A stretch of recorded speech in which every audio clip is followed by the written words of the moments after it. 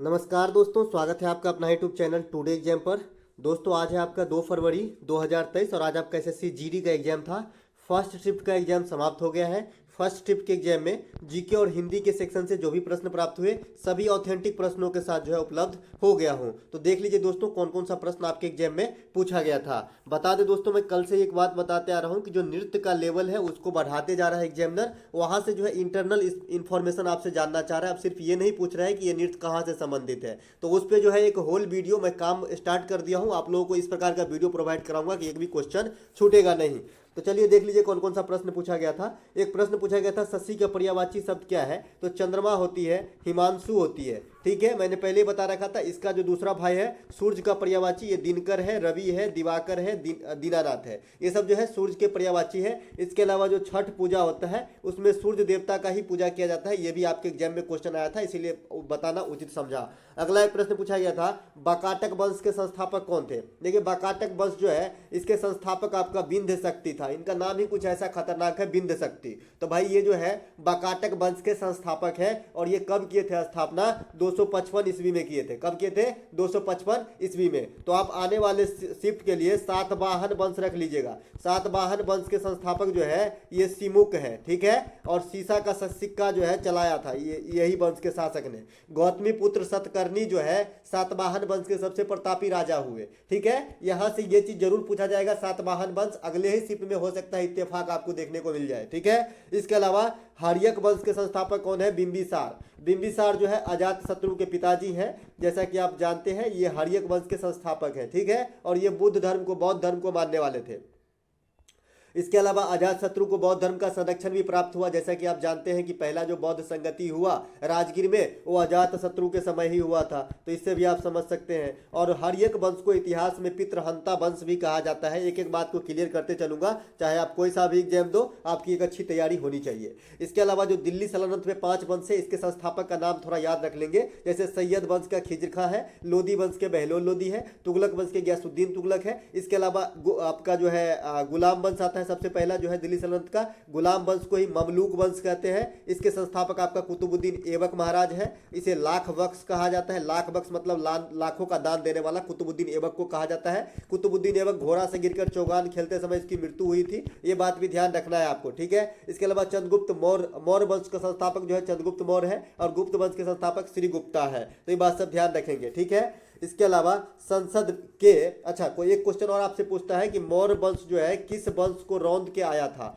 तो धनानंद का जो है नंद वंश को जो है समाप्ति के बाद जो है मौर्य वंश की स्थापना हुए थे। जैसा कि आप जानते हैं चाणक्य, विष्णुगुप्त या कौटिल्य के सहायता से चंद्रगुप्त मौर्य ने ऐसा कर पाया था। अगला एक प्रश्न जो कल ही बताया था, संसद के संयुक्त अधिवेशन कौन बुलाता है? राष्ट्रपति बुलाते हैं आर्टिकल 108 का प्रयोग करके। और मैंने इतना तक भी कहा था कि भाई अगर आपको लगता है कि लोकसभा और राज्यसभा के दोनों बैठक बहुत ही इंपॉर्टेंट बैठक होगा तो इसकी अध्यक्षता तो प्रेसिडेंट साहब को करना चाहिए, लेकिन ऐसा नहीं होता है। इसकी अध्यक्षता जो है स्पीकर महोदय करता है, जो वर्तमान में कौन है? ओम बिरला, ठीक है। तो ये क्वेश्चन आपके छप गए, तो अच्छे से सुनते रहो और जो छपे उसे जो है फोड़ के आते रहो, ठीक है। संयुक्त अधिवेशन की जो आर्टिकल है ये आपका 108 है, ज्वाइंट सिटिंग का। संयुक्त अधिवेशन की अध्यक्षता कौन करते हैं? स्पीकर करते हैं। धन विधेयक की बात आर्टिकल 110 में कही गई है। वही जो है आपका बजट शब्द की यानी वार्षिक वित्तीय विवरण शब्द की जो बात कही गई है ये आपका आर्टिकल 112 में है। अभी बजट संध चल रही है। कल जो है इनकम टैक्स वाला स्लैब जो है वो भी जारी कर दिया गया है। होगा तो मैं प्रोवाइड करा दूंगा, क्योंकि इनकम टैक्स स्लैब से भी आपके आने वाले एग्जाम्स में क्वेश्चन आने के आसार होते हैं, ठीक है। इसके अलावा एक प्रश्न आपसे पूछा गया था कि जो बजरंग पुनिया है, जो आपका बजरंग पुनिया है, ये आपका 2018 के एशियन गेम में किसे हराकर गोल्ड जीता था। बहुत ही अच्छा क्वेश्चन और बहुत ही टेढ़ा क्वेश्चन मैं इसे कहना चाहूंगा, क्योंकि देखिए एक नॉर्मल सी स्वभाव होती है हम स्टूडेंटों का कि हम जो है विनर का नाम याद रख लेते हैं, जो है रनर अप का नाम याद नहीं रख पाते हैं। लेकिन मैंने आपको बताया कि एग्जामिनर हो गया है चालाक। अब आपको विनर के साथ साथ उपविजेता का नाम याद रखना है। साथ ही साथ कोई भी चीज अगर 10 सीरियल में है तो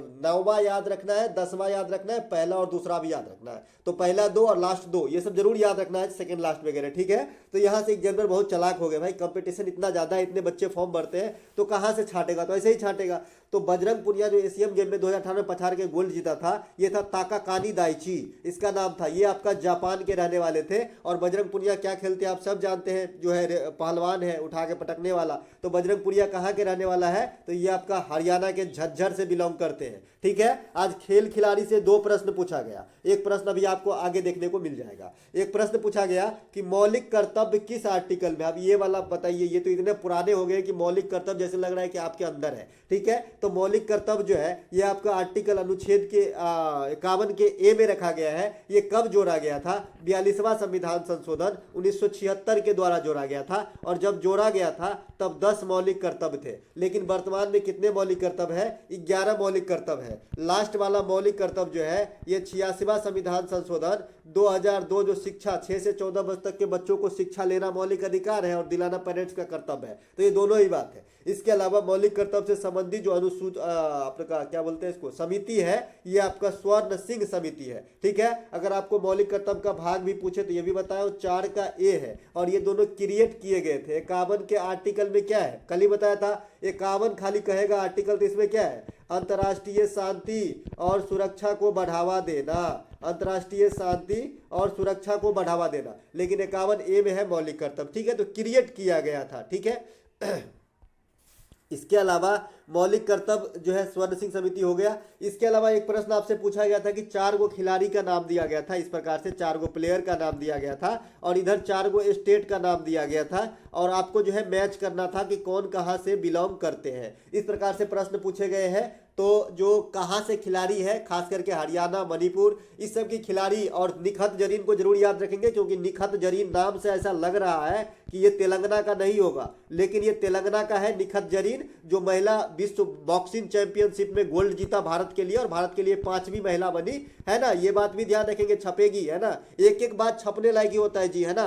तो निखत जरीन जो है ये आपका तेलंगाना राज्य से बिलोंग करते हैं। इसके बारे में कोई शक नहीं करेगा कि तेलंगाना से है। लोग मार देगा कि भाई देखने में भी गोरी है तो तेलंगाना नहीं मारेगा, मार देगा कहीं और, है ना। तो ये तेलंगाना से है। ठीक है, तो साइना नेहवाल जो है आपका एक ऑप्शन में था और एक बजरंग पुनिया ऑप्शन में था। ये दोनों हरियाणा से है। इसके अलावा एक और कोई होगा जो हरियाणा से होगा। इसके अलावा जो एक खिलाड़ी होगा ना वो कहीं और से होगा, है ना। जैसे पीटी उषा वगैरह ये केरल का है मेरे भाई। पीटी उषा जो है केरल का है। इसे खेल जगत का उड़न परी कहा जाता है। ठीक है, ये बात ध्यान रखेंगे। इसका पूरा नाम भी एक बार एग्जाम में पूछा गया था जी, पीटी उषा का पिलवाल कंडी टेका परवील उषा, इस प्रकार से इसका नाम है। पिलवाल कंडी टेका परवील उषा जो है पीटी उषा का पूरा नाम है। ठीक है, इसके अलावा आकाश पताल एक करना मुहावरा का सही अर्थ पूछा गया था। तो आकाश पताल एक करना मुहावरा का सही अर्थ का मतलब होता है बहुत कठिन परिश्रम करना। अगर कोई अंग्रेजी से तैयारी करता है तो लिखा रहता है ना नो सिंगल स्टोन अनटर्न्ड, मतलब कोई भी पत्थर बिना उल्टाए नहीं छोड़ना। इस मुहावरा का भी यही अर्थ होता है, आकाश पताल एक करना, जो अंग्रेजी में है और ये हिंदी में है। दोनों का होता है कि कोई चीज को पाने के लिए एड़ी चोटी का बल लगा देना, कठिन परिश्रम करना। ठीक है, इसके अलावा नाको चने चबाना मुहावरा का अर्थ होता है, एक तो होता है कि नाको चने चबवाना, एक होता है नाको चने चबाना। तो नाको चने चबाना का अर्थ होता है बहुत परेशान हो जाना, और नाके चने चबवाना का अर्थ होता है कि किसी को बहुत ज्यादा परेशान कर देना। तो शब्दों का फेर है, अर्थ बदल जाता है। ठीक है, इसके अलावा एक प्रश्न पूछा गया कि राधा रेड्डी किस नृत्य में मुंबई यूनिवर्सिटी से इस प्रकार से जो है तो पीएचडी किए थे। देखिए, मैं इसका आंसर 100% तो नहीं दे सकता, लेकिन मैं इतना जरूर बताना चाहूंगा कि राधा रेड्डी, राजा रेड्डी, भावना रेड्डी, यामिनी रेड्डी, ये दोनों इनकर बेटी है। ठीक है, राजा रेड्डी और राधा रेड्डी का जो है दोनों बेटी है, भावना रेड्डी, यामिनी रेड्डी। ये सब जो है कुचिपुड़ी नृत्य से संबंधित है, और कुचिपुड़ी नृत्य से जब संबंधित है तो पीएचडी कथकली में थोड़ी करेगा, और तो इसके लिए कुचिपुड़ी और नृत्य के फॉर्म में आपका ऑप्शन है तो कुचिपुड़ी ही मानना पड़ेगा। तो मेरे अकॉर्डिंग तो कुचिपुड़ी होगा। आप लोग बताइएगा कि इसका आंसर क्या लगा के आए हैं। ठीक है, तो कुचिपुड़ी राइट आंसर मेरे तरफ से है ना। वैसे भाई क्वेश्चन कुछ और घुमा सकता है कि नहीं किए थे, किस में पीएचडी नहीं किए थे। अगर इस प्रकार से क्वेश्चन होगा तो दिक्कत हो जाएगी, है ना। लेकिन अगर ये पूछा है कि राधा रेड्डी किस नृत्य में पीएचडी किया है, तो मेरे तरफ से जो आंसर होना चाहिए कुचिपुड़ी होना चाहिए, क्योंकि ये कुचिपुड़ी के नृत्यांगना है, नर्तक है। राधा रेड्डी और राजा रेड्डी के संतान है, भावना रेड्डी, यामिनी रेड्डी, ये भी आपके जो है कुचिपुड़ी से ही संबंधित है। कुचिपुड़ी 8 शास्त्रीय नृत्य फॉर्म में से एक है जो आंध्र प्रदेश में विशेष रूप से होती है। और मैं आपको एक बात और बता दूं मेरे दोस्त कि जो इस नृत्य पे है आपको एक होल वीडियो में देने वाला हूं, ऐसा जो इंटरनल जानकारी छुपी है कि किस आंदोलन से जुड़ा हुआ है, इसके शुरू करने का श्रेय किसे दिया जाता है, ये कब शुरू हुआ था, किस काल में आया था, इसमें किस रूप का कैरेक्टर को दर्शाया जाता है, कृष्ण राधा इस प्रकार से होता है ना, वो सारे आपको एक कवर करा दूंगा मैं आज या कल आपको दे दूंगा। कोशिश करूंगा कि आज ही मिल जाए, ठीक है। जीएसटी का मुख्य लक्ष्य पूछा गया था कि क्या है। देखिए मेरे तरफ से जीएसटी का ऑप्शन नहीं है भाई, क्योंकि ऑप्शन के अनुसार काम हो जाती है ऐसे क्वेश्चन में। तो मेरे तरफ से जो जीएसटी का मुख्य लक्ष्य है ये है कि सभी प्रकार के बिछड़े अप्रत्यक्ष कर, जितने भी अप्रत्यक्ष कर है उसको जो है एक ही मतलब स्लैब में लाना, ताकि जो है टैक्स चोरी वगैरह से बचाया जा सके और ये बढ़िया एक सुचारू रूप से चलाया जा सके। तो इस प्रकार के लिए जीएसटी को जो है लाया गया यहाँ पे, है ना। इससे संबंधित और भी तथ्य देख लीजिए। ऐसे ऑप्शन में क्या था, अगर आप लोग आज एग्जाम दिए हैं तो क्वेश्चन पोस्ट करते जाइए भैया, अगर एग्जाम दिए हैं तो मैं पहले मैसेज कर देता हूँ टेलीग्राम वगैरह पे। जीएसटी भारत जो है 1 जुलाई 2017 को लागू किया था। जीएसटी से संबंधित 279A आर्टिकल है। जीएसटी परिषद का अध्यक्ष भारत के वित्त मंत्री होते हैं। जीएसटी अप्रत्यक्ष कर का उदाहरण है। सबसे पहले जीएसटी इंडिया में असम में लगाया गया था। दोस्तों देखिए जीएसटी से संबंधित, जीएसटी का फुल फॉर्म भी पूछ देता है, गुड्स एंड सर्विसेज टैक्सेस होता है, तो ये बात भी ध्यान रखेंगे। तो दोस्तों ये थे प्रथम शिफ्ट में आए हुए सभी प्रश्नों को जो है 100% वाला एनालिसिस विथ एक्स्ट्रा फैक्ट। अगर आपको अच्छा लगे तो लाइक करेंगे। मिलेंगे एक नए वीडियो में, तब तक के लिए जय हिंद।